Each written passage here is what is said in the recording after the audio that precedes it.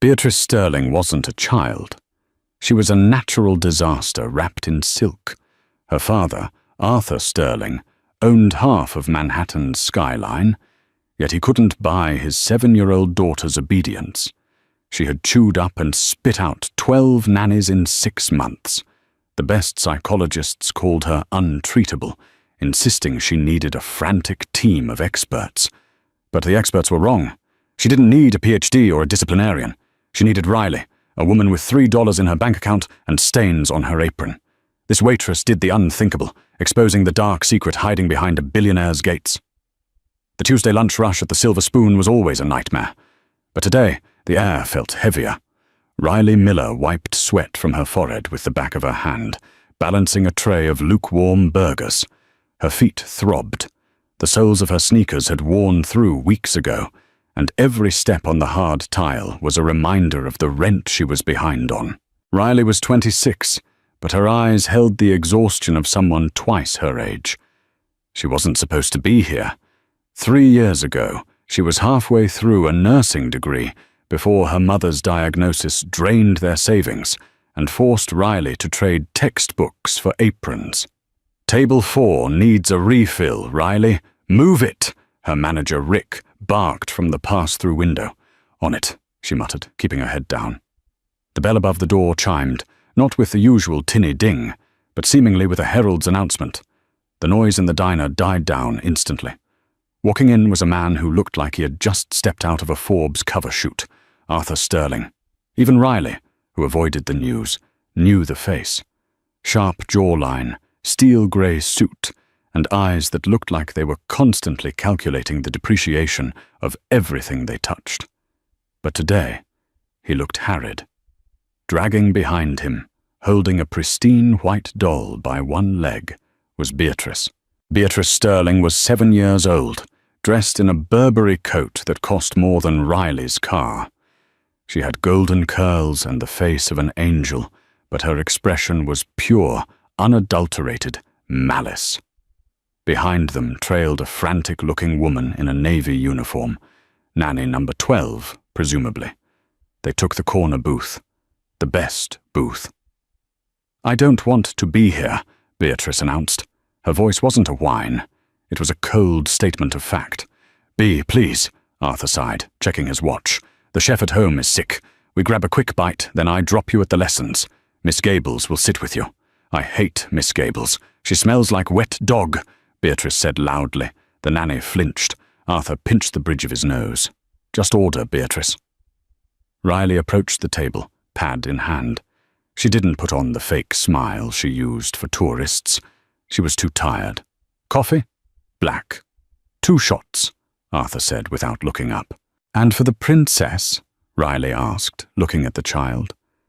Beatrice glared at her. "I want a milkshake. Chocolate.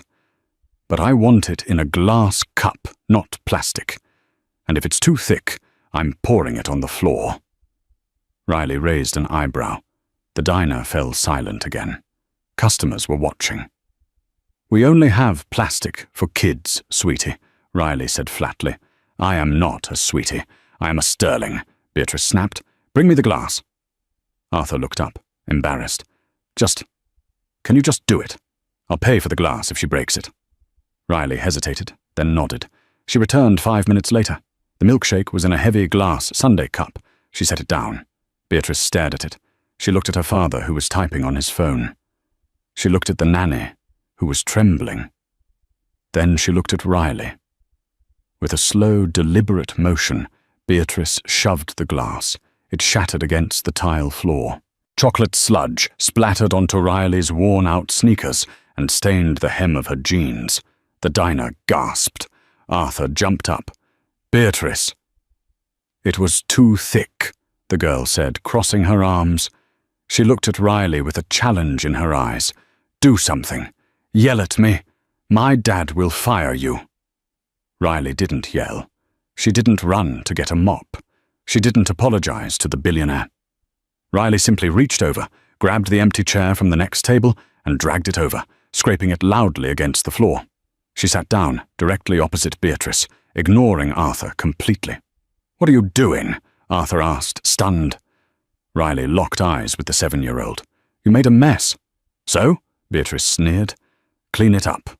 That's your job."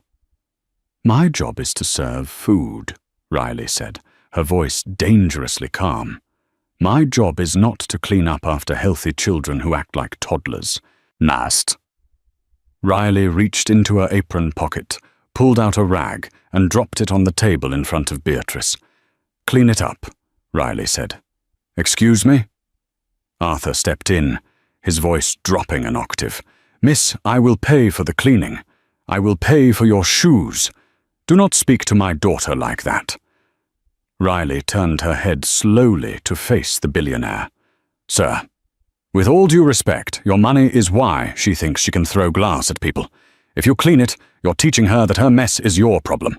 If I clean it, I'm teaching her that working people are garbage." She turned back to Beatrice. "Clean it up, or I'm taking your doll." Beatrice's eyes went wide. "You can't touch my stuff. Watch me." Riley reached for the doll. Beatrice snatched the doll away, shrieking, "Daddy, fire her!" Arthur looked from his daughter to the waitress. He saw something in Riley's eyes, not anger, but a profound, exhausted resolve. He saw a woman who wasn't afraid of his net worth. "Daddy!" "Foam!" Beatrice screamed. Arthur stood still. "Clean it up, Bea." The girl froze. The betrayal on her face was absolute. She looked at Riley, who hadn't blinked. Trembling with rage, Beatrice grabbed the rag. She slid out of the booth. For 3 minutes, the only sound in the diner was the girl sniffling and the wet slap of the rag against the tile. She did a terrible job, smearing the chocolate everywhere. But she did it. When she stood up, hands sticky, Riley nodded. "Good, now sit down." Riley stood up, looked at Arthur, and said, "I'll get the check." She walked away. 10 minutes later, after they had left, Riley went to clear the table. Under the napkin holder there wasn't a cash tip. There was a business card, heavy stock, embossed lettering, Arthur Sterling, CEO, Sterling Dynamics. On the back, handwritten in fountain pen, "I don't know who you are, but I need you. Call this number. Tonight." Riley stared at the card for 3 hours after her shift ended. Her apartment was a shoebox in the crumbling side of the city. The radiator hissed and clanked, providing more noise than heat. On the kitchen counter sat a stack of medical bills for her mother's care facility. The past due stamps were red and aggressive. She needed money. She didn't need complications, and a billionaire's family was the definition of a complication. But the number on the bills, $4,200, made the decision for her. She dialed the number. "Sterling Residence," a crisp male voice answered. "This is Riley Miller. Mr. Sterling asked me to call. Hold, please." 30 seconds later, Arthur's voice came on the line. "You called.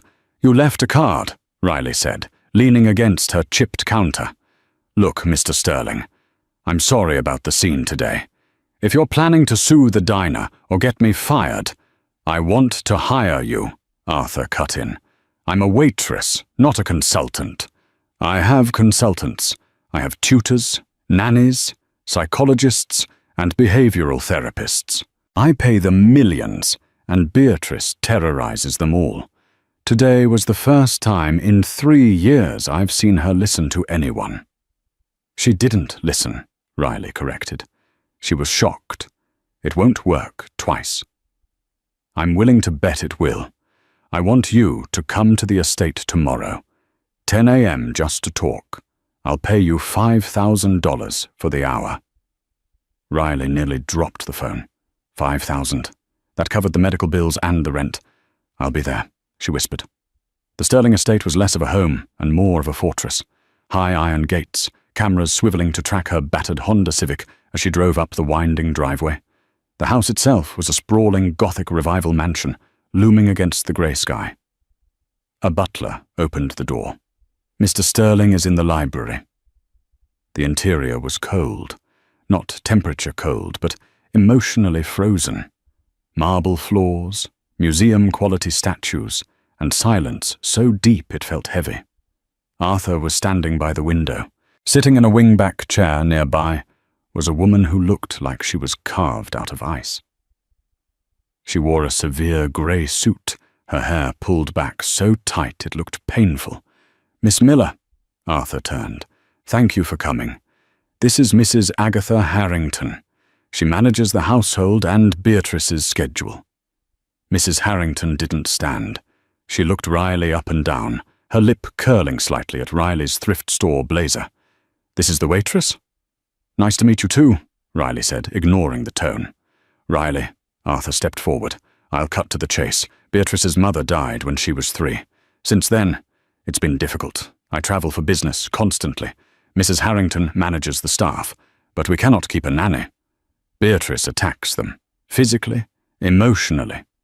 She destroys their property." "She's a child," Riley said. "She's acting out for attention." "It's more than that," Mrs. Harrington interjected smoothly. "The child is broken. We suspect a personality disorder. We need someone to simply contain her until she is old enough for boarding school in Switzerland next year." Riley felt a chill. Contain her, like an animal.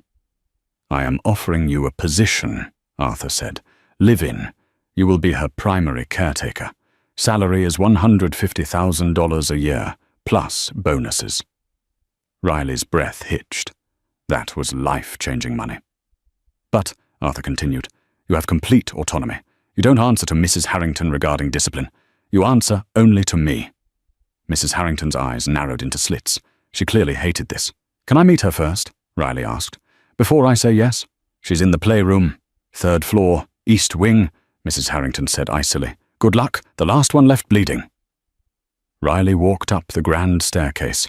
The house felt like a museum, not a home. No photos on the walls, no toys on the floor. Just perfection. She found the playroom door ajar. Inside, it looked like a tornado had hit. Toys were smashed, books were torn apart. Beatrice was sitting in the middle of the chaos, using a pair of scissors to cut the heads off a row of expensive Barbie dolls. She looked up as Riley entered. Recognition flashed in her eyes, followed by a defensive scowl. "You!" Beatrice spat. "My dad hired the waitress? That's pathetic." Riley didn't engage. She walked over to a beanbag chair, kicked a headless Barbie out of the way, and sat down. She pulled a paperback book out of her pocket and started reading. Beatrice stared. "What are you doing?" "Reading? You're supposed to tell me what to do, or try to play with me, or ask me about my feelings. I'm not paid yet," Riley said, turning a page, "so right now, I'm just hanging out." Beatrice stood up. The scissors glinted in her hand. She walked over to Riley. "Get out." "No." Beatrice grabbed a wooden block and hurled it. It whizzed past Riley's ear, missing by an inch. Riley didn't flinch. She didn't look up. "You missed," Riley said calmly. Beatrice screamed, a high, piercing sound of frustration. She grabbed a bottle of red paint from the art table. "I'm going to ruin your clothes. These are from Goodwill, kid. They cost $4. Go ahead." Beatrice froze. The threat didn't work. The power dynamic was off. She dropped the paint, breathing hard. "Why aren't you afraid of me?" Beatrice whispered. "Everyone is afraid of me." Riley finally closed her book. She looked at the little girl, really looked at her. She saw the dark circles under Beatrice's eyes. She saw the way the girl's hands had a slight tremor. "Because I know a secret," Riley said softly. Beatrice stepped closer, curious despite herself. "What secret?" "I know you're not mean," Riley said. "I think you're just lonely. And I think you're really, really tired." Beatrice's lip quivered. For a second, the mask slipped. But then the door creaked. Mrs. Harrington was standing there, watching. Immediately, Beatrice's face hardened. She threw the scissors on the floor. "I hate her. Daddy, she hit me!" Beatrice screamed, looking at the door. Riley looked at the door. Mrs. Harrington was smiling, a thin, reptile smile. "I saw everything," Mrs. Harrington lied smoothly as Arthur came rushing up the stairs behind her. "Mr. Sterling, this woman just threatened Beatrice."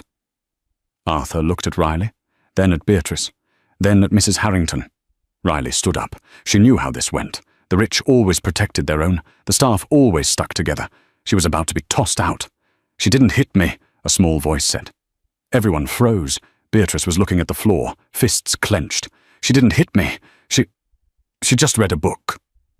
Mrs. Harrington's smile vanished. "Beatrice, darling, you don't have to lie to protect her." "I want her to stay," Beatrice said, looking up at her father with defiance. "I want the waitress." Arthur let out a breath he seemed to have been holding for years. He looked at Riley. "You're hired. Can you start tonight?" Riley looked at Mrs. Harrington. The older woman's eyes were cold, promising war. Riley looked at Beatrice, a small, angry thing lost in a giant house. "I'll go pack my bag," Riley said. She had no idea that she had just walked onto a battlefield. The tantrums were just the surface. The real danger wasn't the 7-year-old girl. It was the secret hiding in the medicine cabinet and the woman holding the keys. The first week at the Sterling mansion was a masterclass in psychological warfare. Riley had expected tantrums. What she got was a cold war. Beatrice didn't scream. She didn't throw things. She simply ghosted Riley. If Riley entered a room, Beatrice would leave. If Riley asked a question, Beatrice would stare through her as if she were made of glass. It was eerie for a 7-year-old. It was the behavior of a prisoner who had learned that engaging with the guards only led to trouble. But the real enemy wasn't the child. It was Harrington.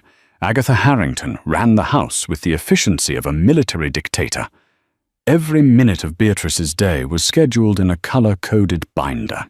French lessons at 8 o'clock, violin at 9 o'clock, etiquette at 11 o'clock. The girl was being programmed, not raised. "She is behind on her conjugations," Mrs. Harrington told Riley on the 3rd morning, handing her a schedule. "Ensure she studies during her free hour. No television, no toys." Riley took the binder, walked over to the trash compactor in the high-tech kitchen, and dropped it in.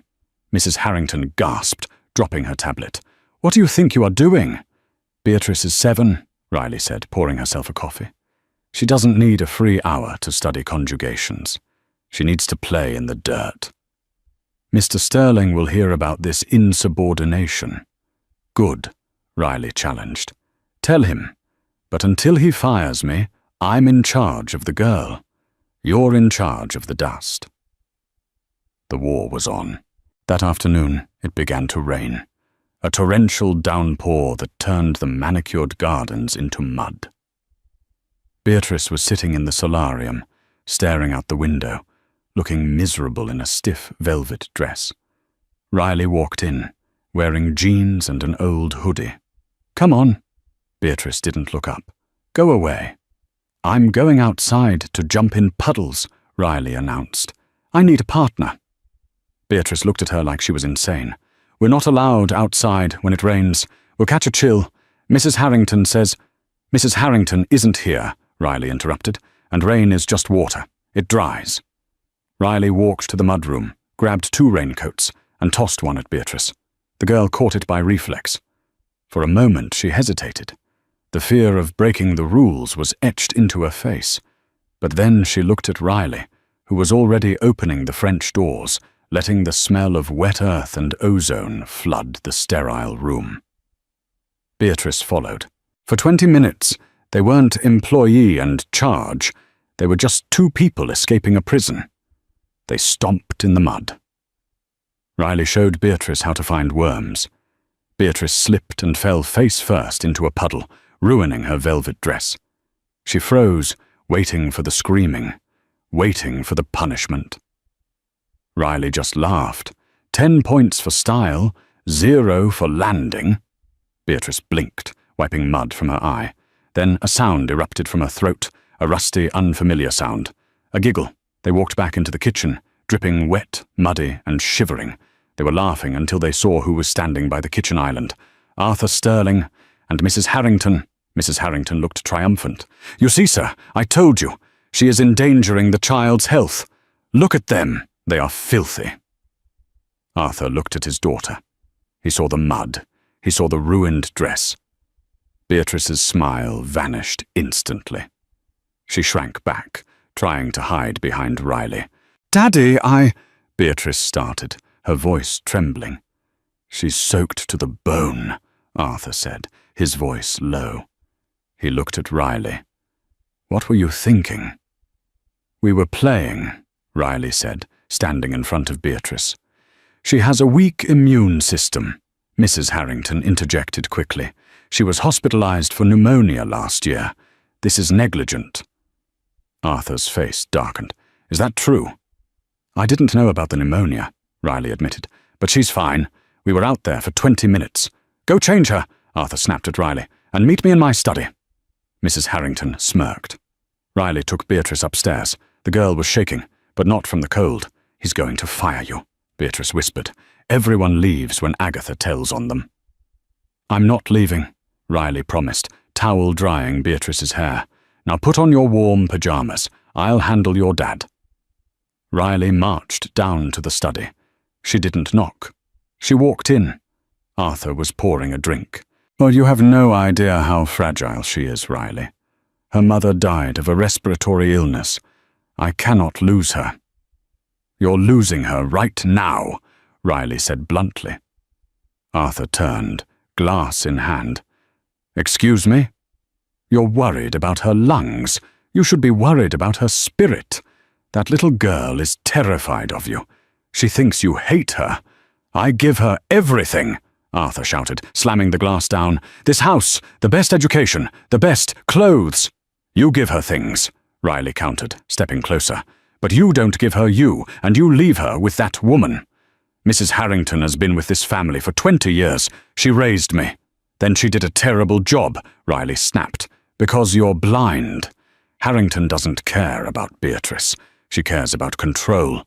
She keeps Beatrice scared and isolated so she can keep her job. Beatrice giggled today, Arthur. She laughed. Do you know how long it's been since she laughed?" Arthur fell silent. The anger seemed to drain out of him, replaced by a deep, weary sadness. "I don't know how to talk to her. Every time I try, she screams or runs away." "Because she's medicated," Riley said. It was a guess, a hunch she had been forming for days. Arthur frowned. "She takes vitamins and a mild supplement for her focus. The doctor prescribed it." "Who gives her the pills?" "Agatha." "Stop the pills," Riley said. "Just for a week. Let me handle her diet. Let me handle her schedule. If she isn't better in 7 days, I'll leave and you can sue me." Arthur looked at the waitress. He saw the fire in her eyes. He saw the mud still on her shoes. "1 week," Arthur said. "But if she gets sick, you're done." The grilled cheese rebellion marked the turning point, but the battle was far from over. The next morning, Riley intercepted Mrs. Harrington in the hallway outside Beatrice's room. The older woman was holding a small silver tray with a glass of juice and 2 small pink pills. "I'll take those," Riley said, blocking the door. Mrs. Harrington's eyes flashed with genuine venom. "These are her morning supplements. Mr. Sterling insists." "Actually, Mr. Sterling and I spoke. No more supplements for a week." Mrs. Harrington gripped the tray tighter. "You are making a mistake, you foolish girl. Without these, she becomes unmanageable. She has episodes, violent episodes. I'll take my chances." Riley snatched the tray. She walked into the bathroom and flushed the pills down the toilet. Mrs. Harrington watched, her face a mask of cold rage. "You will regret this." The first 2 days of withdrawal were brutal. Beatrice was irritable, anxious, and couldn't sleep. She threw a vase at the wall on Tuesday. She bit Riley's arm on Wednesday. Riley didn't yell. She didn't lock Beatrice in her room. When Beatrice raged, Riley sat on the floor and waited. When Beatrice cried, Riley offered a hug. By Thursday, the fog lifted. Riley woke up to the smell of burnt toast. She ran downstairs to find Beatrice standing on a stool in the kitchen, trying to reach the jam. "I'm hungry," Beatrice said. Her eyes were clear. The dark circles were fading.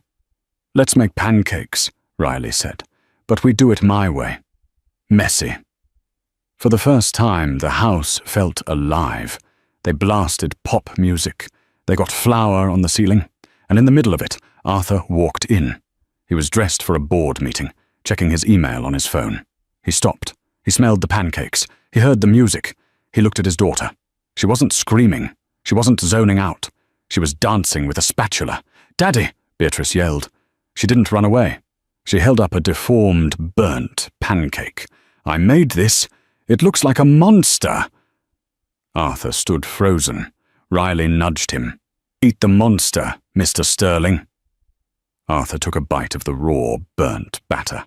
He swallowed it. "It's delicious, Bea." Beatrice beamed. It was the first time Riley had seen them connect. But lurking in the doorway, watching the happy domestic scene, was Mrs. Harrington. She wasn't looking at Arthur. She was looking at Riley with the eyes of a predator who realized its territory had been breached. That evening, Riley decided to do some digging. She waited until the house was asleep.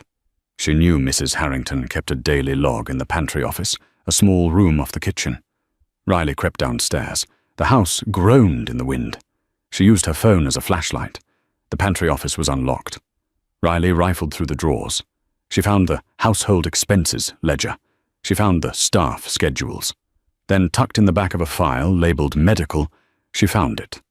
It wasn't a prescription pad. It was a receipt from an overseas pharmacy. Disoxin, haloperidol. Riley's nursing training kicked in. Disoxin was methamphetamine, medical grade speed. Haloperidol was a heavy antipsychotic used for schizophrenia. Mrs. Harrington wasn't giving Beatrice vitamins. She was giving her a speedball, uppers, to make her erratic and aggressive during the day, and downers to knock her out at night. She was chemically manufacturing a behavioral disorder. Why? Riley dug deeper. She found a bank statement, a joint account, Agatha Harrington, the Sterling Trust. There was a stipend clause, caregiver stipend, $20,000 monthly for special needs management. If Beatrice was cured or sent to regular boarding school, Mrs. Harrington lost $20,000 a month. If Beatrice was sick and unmanageable, Mrs. Harrington stayed essential, and the money kept flowing. She was poisoning a child for a paycheck. Riley felt sick. She grabbed the papers, her hands shaking. She needed to show Arthur immediately. She turned to leave the office. The light flicked on. Mrs. Harrington stood in the doorway. She wasn't wearing her usual suit. She was wearing a silk robe, and in her hand, she held a heavy brass candlestick. "I knew you were a rat," Mrs. Harrington said softly. "Rats always go sniffing where they don't belong." "You're drugging her," Riley said, backing up against the desk. "I have the proof. Arthur will kill you." "Arthur believes what I tell him to believe. He's a weak man, grieving his dead wife. I am the only stability he knows." Mrs. Harrington took a step forward, raising the candlestick. "You're going to give me those papers, Riley, and then you're going to pack your bags and leave. You're going to steal some silver on your way out. That's the story. The thief waitress who ran away in the night." "I'm not going anywhere." Riley braced herself. "Oh, I think you are." Mrs. Harrington lunged. Riley dodged, but not fast enough. The heavy brass base clipped her shoulder, sending a shockwave of pain down her arm. Riley stumbled, knocking over a stack of files. "Help! Fire!" Mrs. Harrington screamed suddenly, dropping the candlestick and tearing her own robe. She scratched her own face with her nails. "What are you doing?" Riley gasped. "Changing the narrative," Mrs. Harrington hissed. Heavy footsteps pounded down the hallway. The security team. Arthur. Riley was cornered. She held the papers against her chest. She had the truth, but she was just a waitress. Mrs. Harrington was the institution.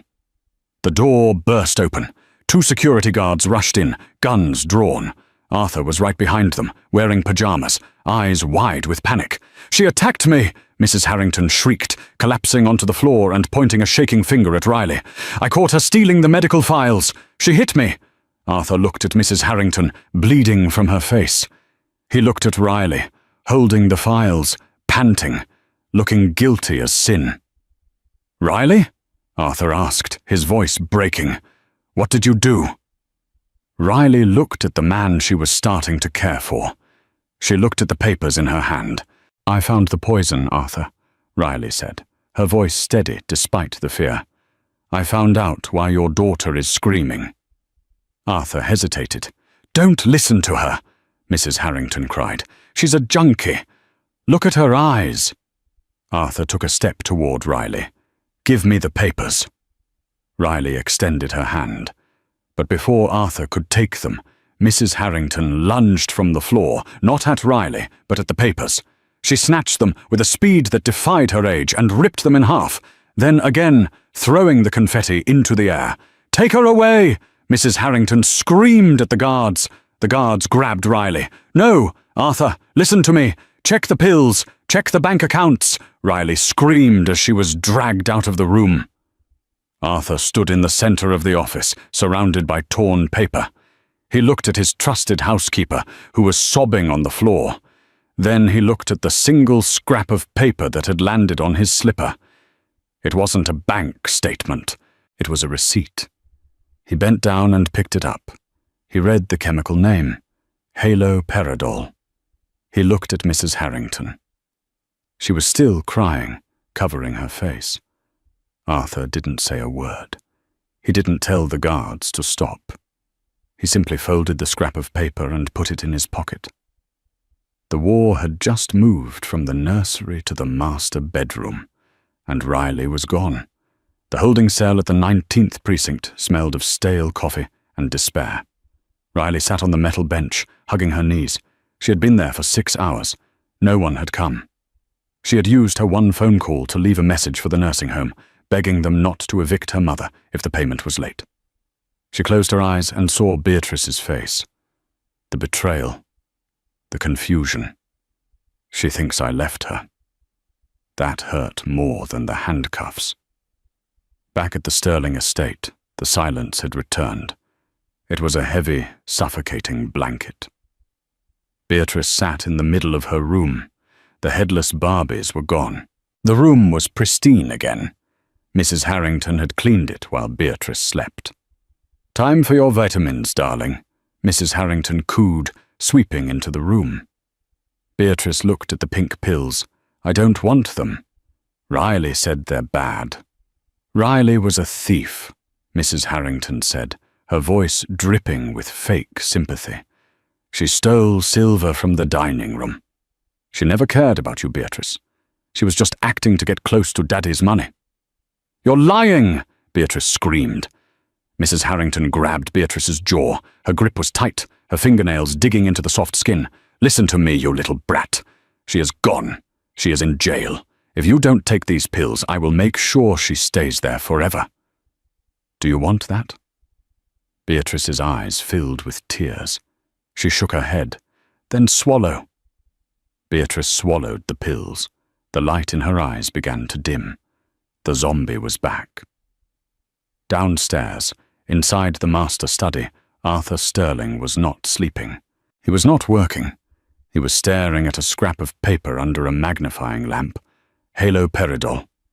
He picked up his phone and dialed a private number. Dr. Evans, the family physician who had been pushed out by Mrs. Harrington years ago. "Evans," Arthur said, his voice raspy, "I need you to run a toxicology screen. Not on me. On a sample I found in the trash. Arthur, it's 3 a.m. I'm coming over. Now." Arthur drove himself. He didn't trust his driver. He didn't trust anyone. He handed the doctor the other half of the torn receipt and a small vial of clear liquid he had managed to syringe out of the vitamin bottle while Mrs. Harrington was in the shower. Dr. Evans ran the test. It took an hour. When he came back, his face was pale. "Arthur, this is a cocktail of antipsychotics and amphetamines. It's chemical restraint. It mimics the symptoms of bipolar disorder and severe ADHD. but it also induces paranoia and aggression as it wears off. Who is taking this? Arthur felt like he had been punched in the gut. Beatrice. Dr. Evans dropped the clipboard. She's 7. This could cause permanent neurological damage. Who prescribed this? No one, Arthur whispered. Agatha did. Arthur stood up. A cold, dangerous fury washed over him. He was a man who could destroy companies with a signature. He realized now that he had let a viper live in his nest for 2 decades. Call the police, Evans said. No, Arthur said, buttoning his coat. Not yet. If I call the police, she'll lawyer up. She'll claim it was a mistake, or that I authorized it. She has access to the family trust. She'll disappear with millions. So what are you going to do? I have a charity gala tomorrow night, Arthur said, his eyes hard as flint. The press will be there, the board of directors. Agatha loves the spotlight. I'm going to give her a show she'll never forget. And the waitress? Arthur winced. I have to get her out. The sun was rising when the heavy steel door of the holding cell clanked open. Miller, you made bail, the guard grunted. Riley stood up, stiff and sore. She walked out into the lobby, expecting to see a bail bondsman. Instead, she saw Arthur Sterling leaning against the wall, looking like he hadn't slept in a week. She stopped. Did you come to make sure I left town? Arthur walked over to her. He didn't care that people were watching. He dropped to his knees on the dirty linoleum floor. Arthur? Riley stepped back, shocked. I am so sorry, the billionaire said, his voice cracking. I didn't look. I didn't see. You were right. About everything. Riley looked down at him.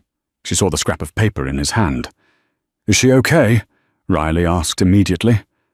Not am I fired? Not where is my money? She's alive, Arthur said, standing up.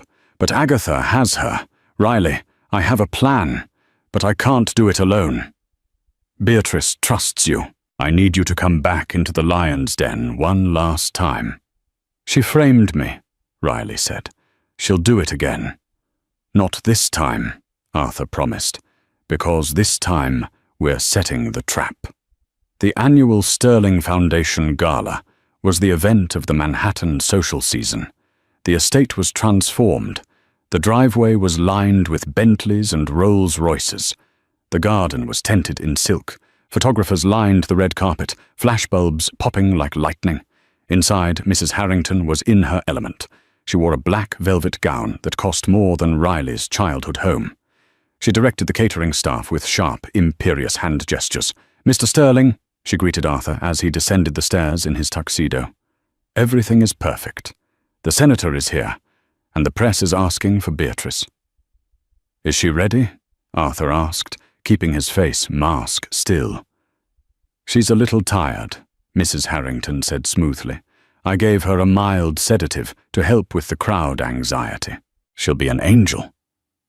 Excellent, Arthur said. Bring her down in 20 minutes for the speech. Mrs. Harrington nodded and glided away. She felt invincible. The waitress was gone, likely fleeing the state. Arthur was back under her thumb. The money was safe. She went upstairs to the nursery. Beatrice was sitting on the bed in a frilly pink dress, staring at the wall. Her pupils were dilated. She was swaying slightly. Up, up, Mrs. Harrington clapped her hands. Show time, princess. Remember, smile for the cameras. If you cry, I'll take away your dolls forever. Beatrice nodded slowly, her movements sluggish. Downstairs, the party was in full swing. Waiters circulated with champagne. Among them, moving with efficient invisibility, was a woman with dark hair pulled into a tight bun, wearing the standard caterer's uniform. Riley kept her head down. She had a tray of crab cakes. She moved through the crowd, listening. Arthur looks terrible, one socialite whispered. Well, you know about the daughter, another replied. Unstable. Poor Agatha keeps that house running. Riley gripped the tray tighter. She made her way to the backstage area behind the podium. Arthur was there, adjusting his microphone. He saw her and gave a barely perceptible nod. Ladies and gentlemen, the announcer boomed, Please welcome your host, Arthur Sterling." Applause thundered. Arthur walked onto the stage. He looked out at the sea of faces, the wealthy, the powerful, the oblivious. "Thank you," Arthur said. "Tonight is about the future. It's about protecting the innocent. And speaking of innocent," he gestured to the side of the stage. Mrs. Harrington walked out, holding Beatrice's hand. The crowd cooed. What a beautiful child. But as they stepped into the spotlight, Beatrice stumbled. Mrs. Harrington yanked her arm up forcefully, a smile plastered on her face. "Wave, darling," Mrs. Harrington hissed through her teeth. Beatrice lifted a heavy hand. She looked at the bright lights. She looked at the crowd. She looked terrified and drugged. "She looks unwell," someone in the front row murmured. Arthur stayed at the podium. "For years," he began, going off script, "I thought my daughter was sick. I was told she was broken. I was told she needed discipline and medication." Mrs. Harrington stiffened. She looked at Arthur sharply. "But recently," Arthur continued, his voice gaining strength, "I learned that sickness can be manufactured, and that monsters don't live under the bed. They live in the staff quarters." Mrs. Harrington's eyes went wide. She tried to pull Beatrice off stage. "Come along, dear. Daddy is making a joke." "Stay where you are, Agatha," Arthur commanded. The microphone feedback screeched. The room went dead silent. "What is the meaning of this?" Mrs. Harrington demanded, trying to maintain her dignity. "He's drunk. Cut the feed."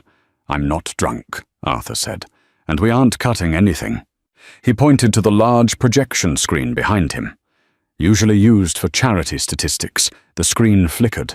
A video started playing. It was grainy, black and white, hidden camera footage. Arthur had installed it in the nursery the morning he bailed Riley out. On screen, Mrs. Harrington crushing pills into Beatrice's yogurt. Audio: "Eat it, you wretched girl. If you tell your father, I'll tell him you're crazy. No one believes a crazy child." The crowd gasped, a collective intake of breath that sucked the air out of the room. Mrs. Harrington froze. She let go of Beatrice's hand as if it were burning. That's doctored," she screamed, her voice cracking. "That's a deep fake." "Is it?" Arthur asked. "And the bank transfers? The skimming from the trust? The kickbacks from the overseas pharmacy?" Mrs. Harrington looked around. The socialites were looking at her with horror. The illusion was shattering. "You ungrateful man!" she shrieked, her mask falling completely. "I raised you. I saved you. That girl is a demon. She needs to be medicated or she destroys everything." She lunged toward Beatrice, grabbing the girl's shoulders. Tell them how bad you are." Beatrice whimpered, too weak to fight back. Suddenly, a figure in a waiter's uniform sprinted from the wings. Riley hit Mrs. Harrington with the force of a linebacker. She didn't use elegance. She used pure, protective rage. She tackled the older woman, sending them both crashing into the flower arrangements. "Get off her!" Riley yelled, pinning Mrs. Harrington to the ground. Security rushed the stage, but they didn't grab Riley. They grabbed Mrs. Harrington. Arthur ran to his daughter. He scooped Beatrice up in his arms. She was shaking, crying silently. "I've got you," Arthur wept into her hair. "I've got you, Bea. She can't hurt you anymore." Riley stood up, brushing rose petals from her uniform. She was breathing hard. The entire room was staring at her. The waitress who just tackled the head of the household on live television. Mrs. Harrington was dragged away, screaming obscenities, kicking at the guards. The silence that followed was heavy. Arthur stood up, holding his daughter. He looked at the crowd, then he looked at Riley. He walked over to the microphone, still holding Beatrice. "Everyone, leave," Arthur said. "But the dinner," a donor started. "Leave!" Arthur roared. "Get out of my house!" The guests scrambled. In minutes the ballroom was empty. It was just Arthur, Beatrice, and Riley, standing amidst the abandoned gala tables. Beatrice lifted her head from her father's shoulder. She looked at Riley. Her eyes were groggy, but she recognized her friend. "Riley," she whispered, "did you beat the witch?" Riley smiled, tears streaming down her face. Yeah, kid, I beat the witch. Beatrice reached out her arms. Riley walked over and took the little girl. Beatrice buried her face in Riley's neck and finally, after years of holding it in, she let go. She sobbed. Not a tantrum, just pure, heartbreaking relief. Arthur watched them. He knew the war was won, but the healing hadn't even started. The snow was falling softly on Manhattan, coating the city in a quiet white blanket. It had been 6 months since the night of the gala, the night the tabloids called the red carpet reckoning. The Sterling estate no longer looked like a fortress. There was a snowman in the front yard, slightly lopsided, wearing one of Arthur Sterling's expensive silk scarves. The windows, once draped in heavy blackout curtains, were open to the winter light. Inside, the silence was gone. In the kitchen, flour was everywhere. Riley was teaching Beatrice how to make pizza dough. Beatrice, now looking healthy and vibrant, with rosy cheeks and a bit of weight back on her bones, was laughing as she threw a lump of dough at the wall. "It's stuck!" Beatrice cheered. Arthur sat at the kitchen island. He wasn't wearing a suit. He was wearing a cable-knit sweater and jeans. He was reading a book on child psychology. But mostly, he was watching the 2 most important people in his life. The recovery hadn't been easy. The first month after the gala was a nightmare. Beatrice went through withdrawals. There were nights of screaming, shaking, and phantom terrors where she thought Mrs. Harrington was coming through the vents. Riley hadn't left her side. She moved a cot into Beatrice's room. She held the girl's hand through the fevers. She sang lullabies until her voice gave out. Arthur had cancelled all his business trips. For the first time, he learned how to be a father, guided by the waitress who knew more about love than he knew about stocks. Justice had been swift. The police investigation revealed that Agatha Harrington had been siphoning millions from the Sterling Trust for over a decade.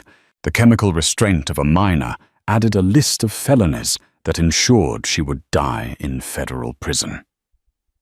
The untreatable child wasn't broken. She was being poisoned. "Hey," Riley wiped her hands on her apron, looking at Arthur. "Earth to CEO. You're staring." Arthur smiled. "I'm admiring." He stood up and walked over to them. The dynamic had shifted. Riley wasn't an employee anymore. Technically, she was still on the payroll, but the lines had blurred long ago. "I have a surprise," Arthur said. "Go get changed. Fancy clothes. But comfortable." "Where are we going?" Beatrice asked, eyes wide. "Is it a party?" "Better," Arthur said. An hour later, the black SUV pulled up to a familiar location. The neon sign buzzed in the twilight. The Silver Spoon Diner. Riley gasped. "Arthur, why are we here?" "We have unfinished business," Arthur said. They walked inside.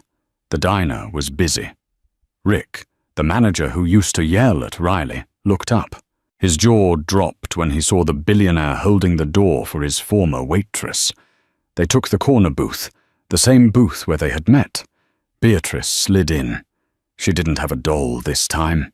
She had a confidence that was brand new. "Riley?" Beatrice asked. "Yeah, kid?"